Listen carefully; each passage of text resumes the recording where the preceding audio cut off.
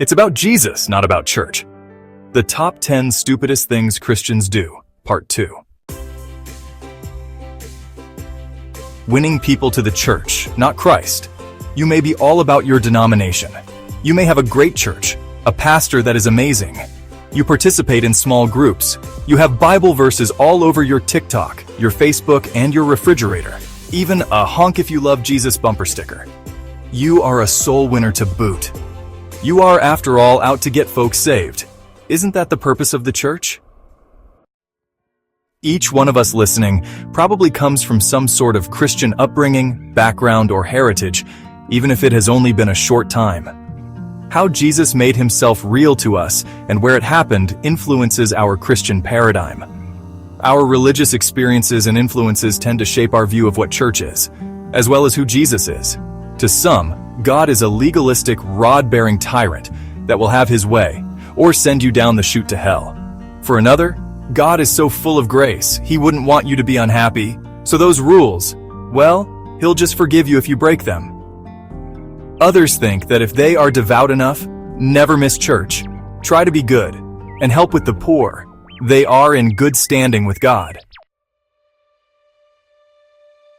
For many evangelicals and Catholics too, the purpose of conversion is to make another member of the church.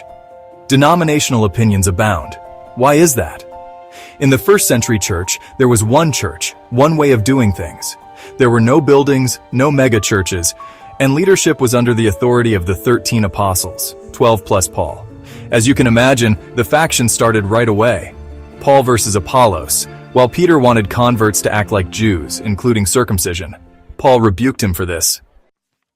1 Corinthians 1:12. What I mean is this. One of you says, "I follow Paul." Another, "I follow Apollos." Another, "I follow Cephas, also called Peter." Still another, "I follow Christ." It is in this verse that we see exactly what is happening. Each of the four are expressing whom it is that they believe, whom it is they follow, and whom they look to for answers. The one who said, "I follow Christ," if in fact that is what they were doing, that voice was correct. It is a rare church that brings someone to Christ and suggests to them attending another church.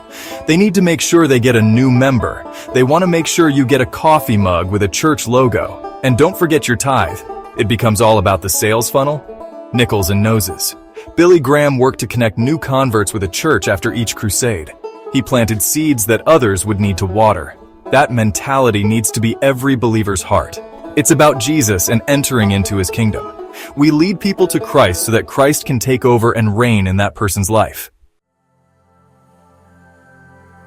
Church, it is essential that everything that we do points to Jesus, not to men, denominations, or theology.